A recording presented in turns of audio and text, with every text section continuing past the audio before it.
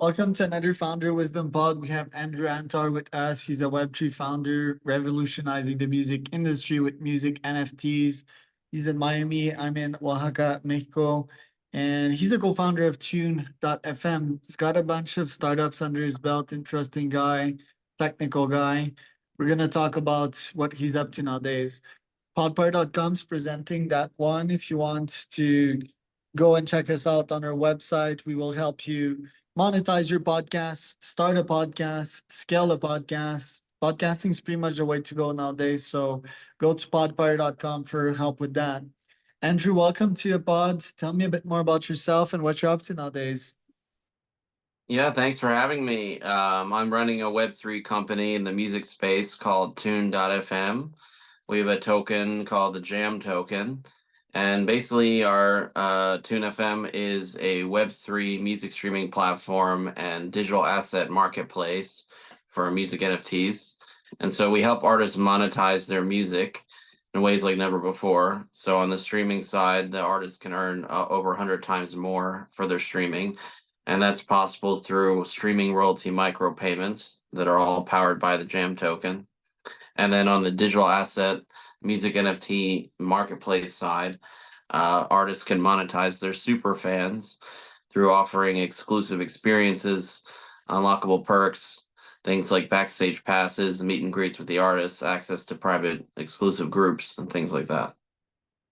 Interesting. And tell us about your startup career so far. Last time we spoke, you told me that you started a hedge fund in high school or something like that. Well, I started a bank when I was in high school, and then I started a hedge fund in college. So I've been involved with finance from very early. I learned how to code very early, and I've been a lifelong classically trained violinist as well. You were also a fellow at True Venture, so you received like a Teal fellowship style of financial help to get started. I guess that one was for Elecar or something like that. Yeah, that was also when I was in college, a summer program with True Ventures out in San Francisco. So I learned a lot about venture capital and the startup community. I moved out to Silicon Valley soon after college. While I was at Brown, I started the first startup accelerator called Brown Venture Labs. Now it's called B Labs, and organized a grant fund for the startups and put together the whole program, sort of a Y Combinator style accelerator incubator. And then I moved out to the Valley and started working on startups. I also have a software agency that I started where I did built large enterprise applications for clients like Comcast and Bank of America, EY, Capital One, and many others. So these contracts, like, do you accept them as part of your agency with these big brands, Capital One, UI, and so forth, or do you literally stop everything and go work for them for a while? Well, I was doing that type of thing for a few years, around, I would say 2015 to 2017, where I would do a 6 month or 9 month or 12-month contract. And now I have more of a venture studio model where I have a team where I can build enterprise applications for them and manage that process and the team as well remotely. Do you feel old nowadays after all these early accomplishments? I still feel pretty young, like I'm 22. And what are you up to nowadays? Like, what has changed between the younger you and the now you? I'd say the biggest change has to do with the token. So that's really changed the way I think about financing of ventures. I no longer go and pitch venture capitalists all day or angel investors, and now we do all of our financing through the token. And so it's very similar to the hedge fund days. There's a lot of trading and market making and OTC deals and things of that nature. And it's been very successful for Tune FM. Why Tune FM? How did the idea came to you? Like I was saying earlier, I'm a classically trained violinist, so I've been in music since I was 4 years old. I won some competitions. I toured the world with orchestras. I got an electric violin, played with a bunch of different bands in different genres. So I've always been hyper aware of the plight of the starving artists and the problems with the music industry, and always felt like music as a form of media has been woefully under monetized, and there's a lot of untapped value. And that has some part to do with the industry, some to do with the business model. And the music industry has been a history of disruption through new distribution methods and payment technologies. And so I felt that the next disruption is right around the corner. And I came up with a new business models for music streaming, sort of more of a pay-as-you-go model. That is only possible with micropayments, which are only possible with crypto, which is only possible with something called Hedera Hashgraph, which is the layer one that we're built on. Interesting. Ultimately, how do you get your artists to come on board? Is that the easy part? Well, nothing's easy, but it's a variety of methods. Either they hear about us from someone else, or we are actively reaching out and working with celebrity artists or influencers. And I'm also introduced to a lot of artists, to their management, to their labels.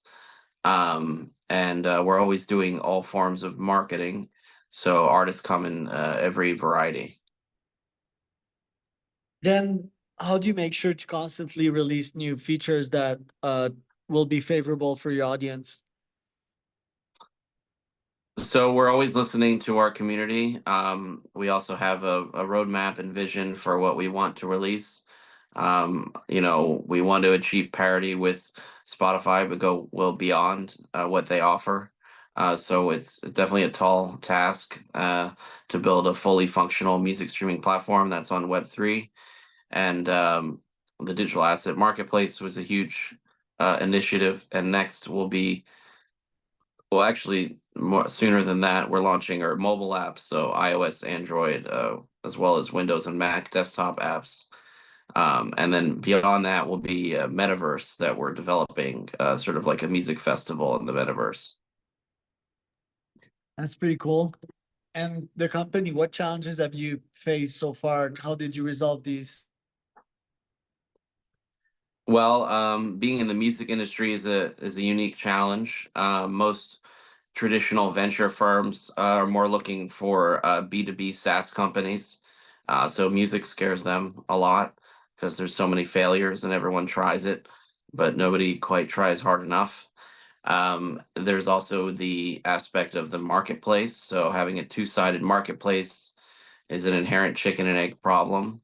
So you need the supply side and demand side to build off of each other organically. Building a consumer product is a challenge because you need millions of users for anyone to find it relevant. And then building a Web3 company is a challenge because tokenization and crypto is a whole nother world and has its own set of complications and complexity. And then on top of that, building a Web3 company on top of Hedera, which is not your typical Ethereum based layer one, um, is another challenge within the crypto community to explain, and so people understand the reasons why we chose the technology. And then, of course, having a token is another challenge because it's like running a whole another hedge fund, and it works completely differently from any other type of financing vehicle. And of course, you have to build the fundamentals of the company. You have to build the utility of the token, the liquidity in the token, in the marketplace. And there's a lot of moving parts with that. Interesting, but your mind is at ease with this complexity, I guess. Well, yeah, I tend to go for the harder things. And that's where I'm more naturally suited, you could say, trying to do the impossible. What would be that impossible for you? Well, I mean, it's not impossible for me. I fully have total confidence in our business model and our value proposition and my ability to execute it. But most people would think building a Web3 music company that can take over Spotify is close to impossible.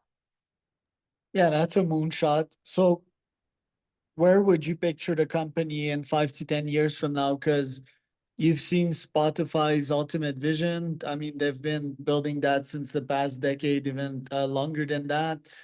Spotify is music in your pocket. It's not like wow, like a chat GPT wow, but it is something. So what would be the vision behind your company in a decade from now? Yeah, well, we want to go well beyond Spotify. I see music is to Tune FM as books are to Amazon. So we're really a media company at the end of the day, and changing the way media is consumed and monetized and tokenized. And so we will expand into, video and films and sports and all kinds of other media, but also the metaverse, having fully immersive experiences using things like the Meta Quest or Apple Vision Pro or any other thing. But I envision that we will be not only a household name, but a multi-billion-dollar company and token. Tell us a bit more about Hedera and why you made the strategic decision to use the protocol. Yeah, so most Web3 companies will choose their layer one based on how much money their grant fund will give them, and how many degens are pumping and dumping their tokens. And that's did not factor into our decision whatsoever because it's purely a technology-based decision. The same way that a web app or web startup would choose their backend provider like Oracle or Amazon or Google Cloud or MongoDB or any one of the other database solutions or various technical libraries. These are things that operate under the hood, and the consumers don't really have any interaction with it whatsoever. Web3 is a little bit different in the sense that you have people speculating on the tokens of these layer one protocols, which are really just infrastructure. And so, it's not like people go behind the walls in their house and look at the pipes and the electrical. You make these decisions based on what's the best functionally and technologically for the company. And so, our decision to build on Hedera is because it's purely the most advanced distributed layer technology. Distributed ledger technology as a layer one, and had the highest throughput, which is speed and transactions per second, the lowest fees at a thousandth of a penny, or hundredth of a penny for other things, and the highest grade security, which is ABFT, which stands for asynchronous Byzantine fault tolerance, which is the highest grade of Byzantine that's possible, and also the best governance structure. They have a 39-member governance council that's co-owned and shared by Google, IBM, Dell, LG, Boeing, some of the largest, most respected companies in the world. And so, if you take a look at something like Solana, or Polygon, they make a lot of trade-offs because they're really essentially forks of Ethereum that have been modified, and they make a lot of sacrifices by trying to drive up their throughput or lower their fees and become more centralized side chains that are vulnerable to various attack vectors. And I didn't feel that it was robust enough to power a dApp that can have millions of users with self-custodial wallets and crypto. And so Hedera was really the only choice we had, and the best choice for our business model and our technology to do micropayments for streaming royalties. So are you guys profitable yet? Like how many clients and yeah, how do you make money? Yeah, so we make money through the token. So the token is trading on 20 exchanges. The actual application, all the payments are done in the token. And so 10% of every transaction goes back to the treasury, which really acts as a more of a deflationary pressure on the token. Ultimately, what we can book as revenue is when we change tokens into dollars. And we do that through a variety of methods. At first, it was through treasury management, liquidations, arbitrage, market making, and now is more through private deals like OTC deals. And so we've made over 5 million in the past, and now we're on track for about 10 million per year right now. That's pretty exciting. What do you think about Ethereum's future, and what do you think about the recent Bitcoin boom? Well, I mean, Bitcoin and Ethereum will always be around the way horse and buggies and internal combustion engines will always be on the road.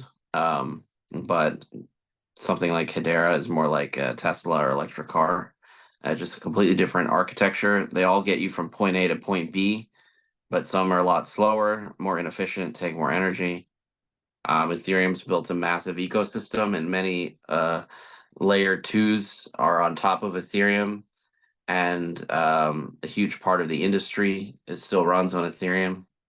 They've sort of pioneered the concept of smart contracts and the EVM, and so there's definitely use cases for sure. But I think the technology is now around 10 years old or older, and Bitcoin is even older than that, more like 15 years or more. And in the blockchain space, technology moves at the speed of light, and there's way more advanced technologies out there that will eventually dominate the space. Interesting. Well, thank you so much for today. Where can people find out more about you, Andrew? Sure.